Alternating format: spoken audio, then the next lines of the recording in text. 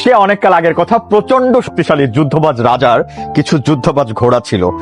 রাজা ঘোড়ার পাশাপাশি গাধা পুষতে পছন্দ করতেন, কিন্তু যখন রাজা ঘোড়ার আস্তাবলে যেতেন তখন ঘোড়ারা ততটা সম্মান না করলেও গাধাগুলা রীতিমতো পা চেটে দিয়ে সম্মান করতো। বলতো, মহারাজা আপনার ডাকে পুরা রাজ্যের সবাই কাঁপে।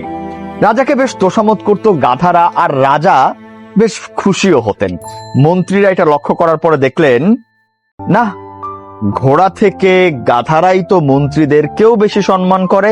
তাই মন্ত্রীরা রাজাকে বুদ্ধি দিলেন, রাজামশাই, শুধুমাত্র যুদ্ধ ছাড়া এই এতগুলা ঘোড়া কোনো কাজে লাগে না। এরা শুধুমাত্র যুদ্ধের সময় কাজ করে, বাকি সময় এরা ঠিক মতো সম্মানও করে না।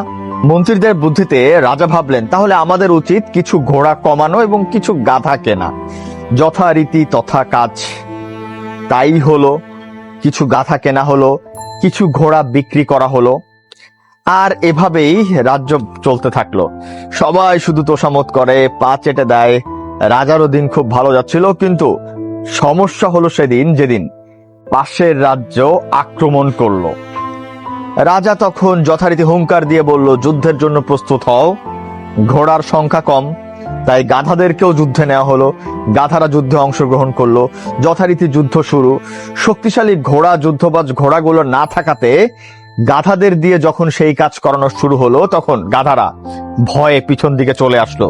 যথারীতি সৈন্যরাও মারা পড়লো, আর রাজাও বন্দী হলো।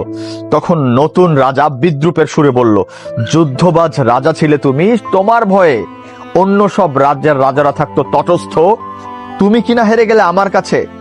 বলো হে নির্বোধ রাজা, কি ছিল তোমার ভুল? তখন রাজাও ভুল বুঝতে পারলো। রাজার প্রকৃত ভুল সেদিনই হয়েছিল যেদিন শক্তিশালী যুদ্ধবাজ ঘোড়াগুলোকে অবমূল্যায়ন করে বিক্রি করে দিয়ে কেনা হয়েছিল কিছু অপ্রয়োজনীয় তোষামতকারী গাধা। আর এই গাধা থেকেও বড় গাধা ছিল তার আশপাশের মন্ত্রীরা, কারণ তাদের বুদ্ধিতেই রাজার আজকের এই দশা।